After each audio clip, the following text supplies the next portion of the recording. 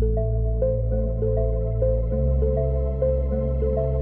me tell you why you can't get a hold of your Porsche mechanic anymore. Do you guys know what the tariffs are on German auto parts coming to the United States? A quick search on the internet shows us the tariff on German auto parts imported to the US is currently 15%. This rate is lower than the 25% that was initially announced and discussed, which had been a point of significant concern for the auto industry and consumers.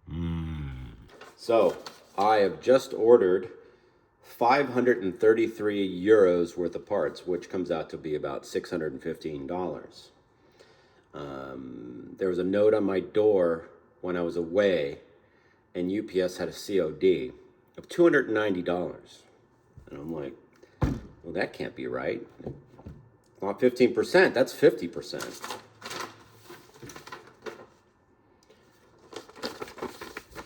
Steel and aluminum form. Effective June 4th, 2025, the U.S. government implemented a 50% tariff on all steel and aluminum parts, with the exception of parts from the United Kingdom, which will remain at 25%. This measure is intended to safeguard domestic industries from unfair trade practices and address global overcapacity. That sounds like a bunch of nonsense to me. Unfair trade practices from Germany. Subsequently, on June 28th, 2025, a 200% tariff was imposed on all aluminum articles and derivative products where the country of smelt or cast is unidentified. So basically, it seems like the tariff is 15% on auto parts unless they have steel or aluminum in them, and then they automatically go up to 50%. How am I going to do business here anymore? I have a Porsche shop, and we have Porsches coming in and out of here. And how am I going to buy any more parts for these cars with a 50% tariff on top of that? The labor rate's already super high here. I'm in California. We need to charge a lot. I think this is a good time to shut down the shop, shut down operations. Welcome to Vintage Excellence. This is my new channel. I am now switching over my focus from automotive restoration, sales, parts, repairs into I'm going to be a Porsche information company. That's what I'm going to be doing. Vintage Excellence is your #1 stop for Porsche consultations, information, and good content. That's what I'm going to do, I think, because it just got way stupider here in the United States. Let me tell you why you can't get a hold of your Porsche mechanic anymore. I'm right in the middle of all of this, and I don't want to answer the phone anymore. First of all, 90% of the calls are all scam calls now. So it's not even worth answering the phone. But I have a shop full of fantastic cars. But what I need to do now is stop operations, because this is just too hard to exist anymore. When I started working on Porsches in the 90s, they were cheap and they were everywhere. And as time has gone on, the internet got a hold of them and everybody found out how cool they are. And they've blown up and they've doubled in price, and then they doubled again in price, which has helped us build these cars. And now what I'm seeing is a lot of the old guys are just saying, screw this, I don't want to do this anymore. I'm too old, my health isn't great, whatever the issue is. I have 2 cars in paint right now. Not that I need 2 more cars, but I have 2 cars that I was restoring, and they've been in paint for over 3 years, which is insane. I went and bought paint for one of the cars that's ready to be shot right now. It's ready to go. Here's my paint, my Glazeret 22 line, and olive green, which is a real rare color, by the way. And I went out and bought this paint. How much do you think this cost me? It takes about a gallon of paint to shoot an entire car, inside and out. $1,800 for that. $1,900. It was 18 and change. $1,900 for that.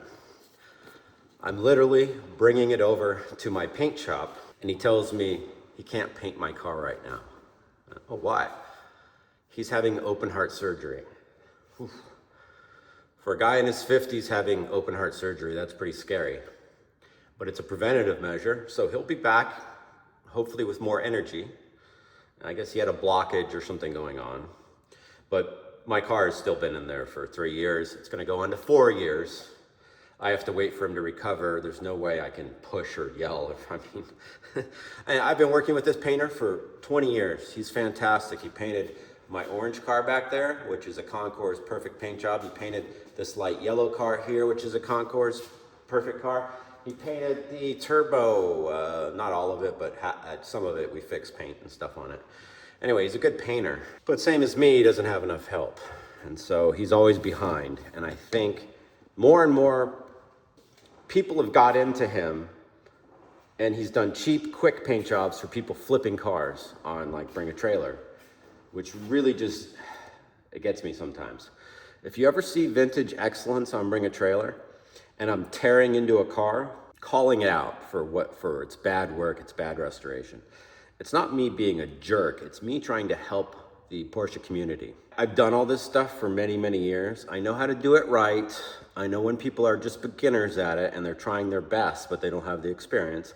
And then I know the guys that are just flipping a car, they're buying a car and doing the cheapest work possible so they can make a lot of money. And in fact, I've had a few guys call me and say, I want to make a shit ton of money on this car. How do I do it? I hate you people. I hate you people that do this, because all you're doing, you're in it for the profit. And to tell you the truth, there's a lot more profit in the stock market or real estate or cryptocurrency or construction. Go pick up a hammer and do construction. There's more money in that than there is in this. So I don't know why you guys are flipping cars everywhere. The buyers on Bring a Trailer really need to be brought up to speed, because there's a lot of idiots with money on there. And I see top-notch cars selling for not quite enough, and I see low-end cars, stuff that I wouldn't touch, selling for too much. And everything's kind of finding this median price. So there's no incentive anymore to do your best and build great stuff. I mean, there's always gonna be a wealthy owner that finds the top shop to build his stuff the way he wants to. But there's way too much crap out there. And I see it all. And I'm in a position here in California where I never thought this would happen to me. But I am the last generation of Porsche mechanics. There are no young guys around anymore. There are no young people here that will work on this stuff anymore. All the talented people that can work with their hands have moved out of state. The cost of living in California has gone through the roof. And the kids that are left here are spoiled, don't want to work, want to sit on their phone all day. There's this thing about detesting physical labor in USA, which I think is ridiculous. Because there's something about building something. When you build something amazing, you have this sense of pride and accomplishment, and you've done something positive for the world. And we're losing that right now. So what I think I need to do is I need to get on YouTube, and I need to do my videos on my Porsches. I've been collecting a few videos over the years that I think would be very interesting content. I'm just gonna tell stories about Porsches now and all the stuff I've done, because I've done a lot with this. Right now, at this particular time, I don't know if it's gonna get better, but I'm just banging my head in the wall if I stay open. I'm gonna turn off my phone for a little while. Nobody's gonna be able to get a hold of me. I'm not gonna fix anybody's car. I need to set up a phone line that people can call me, not the scammers, because this phone that I'm talking on right now, it's just scam calls. I'm frustrated. I'm beyond frustrated, and I want to somehow show everybody what I'm capable of. The guy that owns this car, nice guy, real nice guy. And he is on the board of a couple companies, doing big management stuff for tech companies. And he says, there must be a way. Let me help you out. Let's discuss this and let's figure out a management solution. And the problem is management, you got steps up and you're looking down at the people below you. And he's looking down at me saying he can direct me in what to go because he's good with management. And maybe he's good with management in a tech company, but He wants to tell me what I need to do to make this all work. And at the same time, he wants his car fixed and worked on. So that's part of his motivation. Me, when I look down, there's nobody below me to manage. So if there's nobody there, what do? I need to do a one-on-one type of service where I'm talking to people that love this Porsche stuff and they want to learn something about it. And I have encyclopedic knowledge in my head. There's no AI that can tell you what I know. There's no book that will tell you everything that I know, because I've been doing this for 30 years. I've owned over 100 air-cooled Porsches. Maybe I was buying one and restoring it and selling it, or buying, reselling, whatever. These are all, well, the silver car is not mine, but all the rest of these cars are mine. The red car is actually not mine either, but all the rest of the cars in here and the bus. And I've got a couple outside, and I've got a couple in paint shop. I got a couple in my other garage upstairs. I own a ton of Porsches, and all I want to do is travel around and meet interesting people now. Change up what I'm doing, because this year wasn't very fun. One thing that people aren't even thinking about when they say you should get a bunch of employees is the liability that comes along with it. I pay somebody X amount an hour. Say I pay somebody $45 an hour. There's payroll tax and all of this stuff on top of that. But there's also insurance, and insurance keeps going up and up and up. One of these employees has a bad day, hurts himself. Now all of a sudden, you're on the cuff for, you're the employer or you're responsible for them. They can sue you. Aside from them getting hurt or the liability, it's really easy to be working on a Porsche and just break something. And sometimes you could accidentally, say you dropped a wrench on one of these cars, like on this orange car's fender. You know how much it would cost to fix that?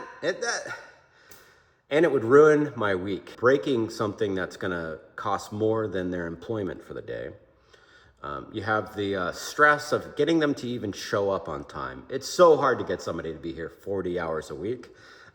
I'm over 40 hours a week. If you came for 20 hours a week and you just showed up on time, the problem is you give an inch to somebody and they're gonna call you the morning of and some bullshit excuse. You go on their social media and they're out fishing for the day or something like that, and they're just getting out of work. And the younger guys like me are very few and far between. There's not many of us left. How many Porsche mechanics out there started when they were 18 years old and worked along a whole bunch of old guys back then that passed away in the early 2000s? And you learn the trades and all the secrets and the skills and what is correct on these cars, which is a huge thing. What's the best driving, how to make them run and drive better. All of that, there's this learning curve that is steep with early cars, with all Porsches. I found that if you work on American cars and you switch over to Porsches, it's a whole different mindset. You can't have an experience in muscle cars and jump into Porsches and be an expert. You just simply can't. You can't be an expert in Volkswagens and jump into Porsches and be an expert, because they're still different, even though they have some of the same DNA. A couple of things trade over, most of it does not. We don't have young, fresh blood in this industry as far as the learning to work on them and repair them. And I think that's kind of funny, because as AI is threatening to take everybody's white collar jobs, and there's a lot of kids that are all programmed to think they have to go to college, parents programmed too. My kid has to go to college, and they're gonna run up a couple $100,000 in college bills by the time they're done, and it's gonna take years to pay all that stuff back. This stuff right here is very rewarding and fun to work on, and none of the young kids feel this is worth doing. They feel it's like beneath them. It takes me, from the time I hire somebody till I can leave them alone and not worry about them, it takes about 3 years. And in this day and age, how many 18 to 25-year-old kids could I hire for $20, $25, $30 an hour And are they going to stick around for 3 years? Nobody has any patience anymore. There's no longevity in work relationships. And then there's a good chance that I hire somebody, I train him to do everything. And as soon as he thinks he knows enough, he just blows up a big internet presence using my work and the stuff I taught him to, and then goes across town and I just train my competition. I'm not so worried about training my competition as much as just getting someone in here to help do the heavy lifting. Because as I get older, I'm not gonna lift as hard as I used to just because I don't need to. But there's nobody underneath me. So when I'm talking to a client and he's like, well, you need to hire some people. If you want to get stuff, quality work done, it's better to pay to get it done right the first time than find somebody that's cheaper where you'll have to do it twice because that cheaper guy 90% of the time will screw it up. But I'll tell you what these cars brought me was freedom, tons of freedom. So I learned to work on old pieces of junk to bring them back. And there will always be work keeping these cars going because these cars are beautiful. I don't care if a Tesla Cybercab only costs you $1 to drive anywhere, which I don't think it will, but I think it'll cost a lot more than that. But I don't think that everybody's gonna be riding around in a utopia of Tesla equipment, like some people say. These cars are still cooler. People stare at me when I'm driving around in this. I think people look at me in these cars more now than they did 20 years ago because they're so unique and they're so cool, and they bring people together in a way that I can't quite describe in a few sentences, a few words, a quick conversation. I have met some of the most amazing people by owning a Porsche and meeting other people with Porsche, because you don't get losers that say, I'm gonna drive a Porsche around to get to work. I mean, Porsches are fun, so people buy Porsches to have fun. And you have to kind of have a little bit of success, a little bit of money to buy a Porsche, or you don't have to be rich. You can buy a low price Porsche and fix it up yourself, which is what I did. That's where I got to where I am today, is I bought junk and I turned it into good stuff. That's all.